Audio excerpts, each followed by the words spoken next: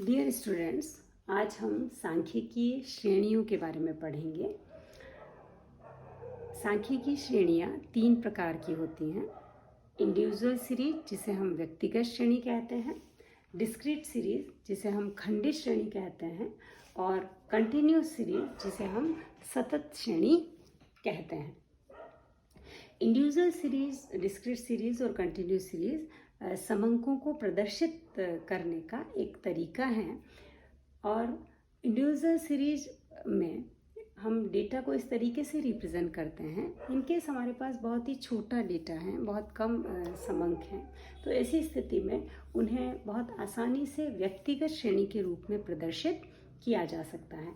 यहाँ आप देख सकते हैं सीरियल नंबर और वैल्यूज़ यानी मूल्य जो भी लिखे हैं, जिनको कि हम एक्स कहते हैं, और सीरियल नंबर अर्थात एक एक इंडिविजुअल की इंफॉर्मेशन हमने यहाँ पर दी है। व्यक्तिगत श्रेणी इसलिए कहते हैं कि चूंकि एक एक इंडिविजुअल की इंफॉर्मेशन बिल्कुल स्पष्ट होती हैं इस सीरीज़ में, इसलिए इसे क्या कहा जाता है, इंडिविजुअल सीरीज़ भी कहा जाता है।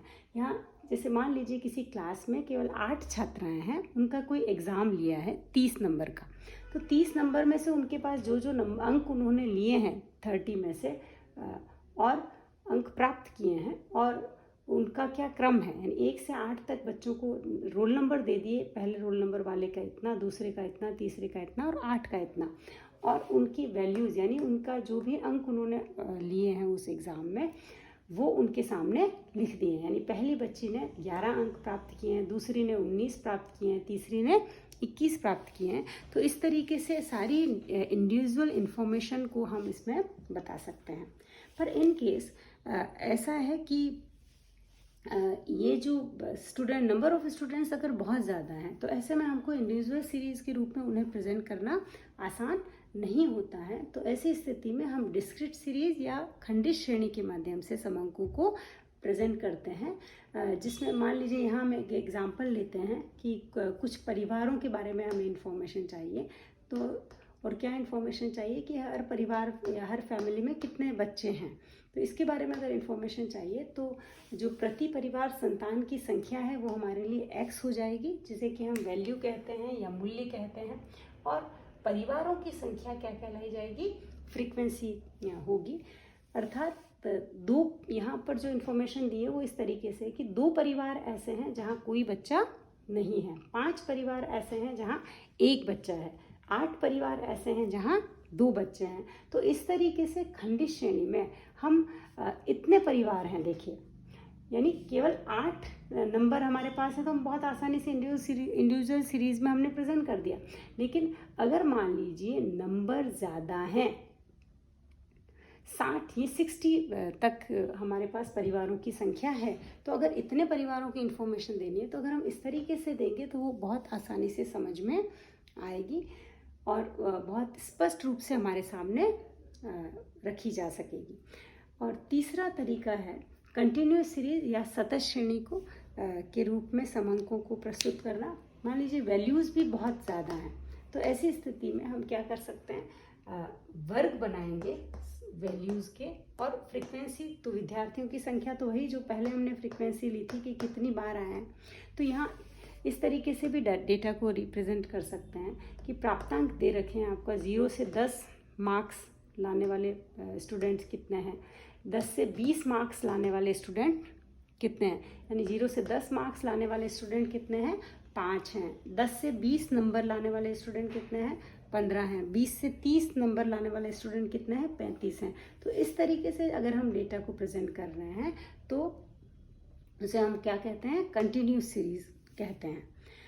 अब कंटिन्यूस सीरीज़ आपने यहाँ पर देखा कि कंटिन्यूस सीरीज़ में क्या है, पूरा का पूरा एक वर्ग है, जैसे 0 से 10, 10 से 20, 20 से 30, इस तरीके का पूरा एक वर्ग बना हुआ है। इस वर्ग में 2 सीमाएं हैं, पहला निचली सीमा और ये इसको हम कहते हैं ऊपरी सीमा।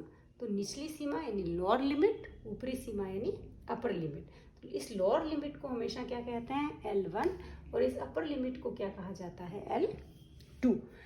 लोअर लिमिट और अपर लिमिट ये सारी की सारी क्या है, लोअर लिमिट है। और ये इधर जो लिखा है 10, 20, 30, ये क्या कहलाएगा, अपर लिमिट। यानी इस वर्ग का अपर लिमिट कितना है, 20। और नेक्स्ट इस वाले वर्ग का लोअर लिमिट कितना हो जाएगा, 20। यहाँ एक चीज़ आपको हमेशा ध्यान रखनी चाहिए कि जब भी इस तरीके का वर्ग का कोई भी सवाल आपसे पूछा जाता है तो आप एक बार देख लीजिए कि जो पहले वाला वर्ग है उसका L2, ये पहले वाला वर्ग, ये दूसरा वर्ग, ये तीसरा वर्ग, तो जस्ट पहले वाला वर्ग का L2 और उसके नेक्स्ट वाले वर्ग का L1 दोनों क्या होने चाहिए, बराबर होने चाहिए। इस वाले वर्ग का L2 और नेक्स्ट वाले वर्ग का L1 दोनों क्या होने चाहिए, बराबर। यानी ये क्या होने चाहिए, आपस में बराबर। अगला क्या होगा, 30 से 40, तो ये 30 और 30 ये दोनों एक जैसे अंक हैं। तो यहाँ पर इस तरीके के अगर वर्ग हैं तब तो उसे क्या कहेंगे, अपवर्जीय रीति या अपवर्जीय श्रेणी कहा जाता है। और समावेशी में क्या होता है, मान लीजिए आपकी सीरीज इस तरीके की है, यहाँ से शुरू हो रही है 1 से लेकर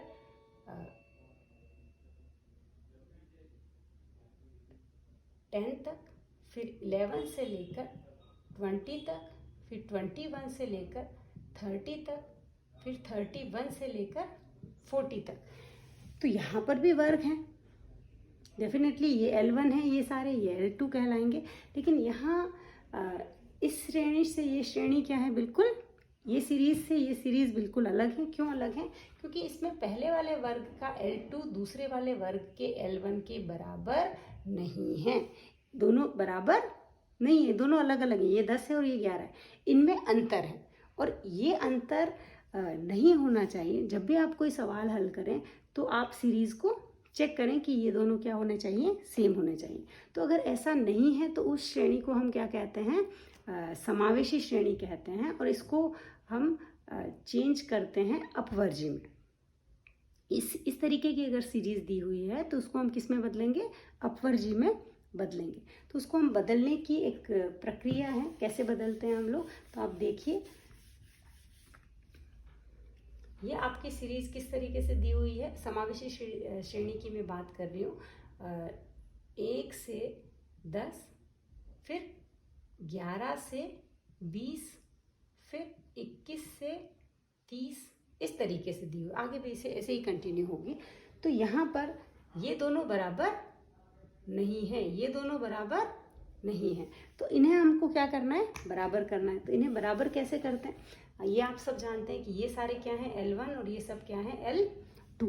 तो अब इसका भी एक फॉर्मूला है, वो आप ध्यान रखिए कि पहले वाले वर्ग का जो L2 है और जो नेक्स्ट वाले वर्ग का L1 है, इनका डिफरेंस निकालेंगे, अंतर निकालेंगे। यानी पहले वाले निचले वर्ग का L1 और पहले वाले वर्ग का L2 का डिफरेंस। तो क्या लिखेंगे हम कि निचले वर्ग का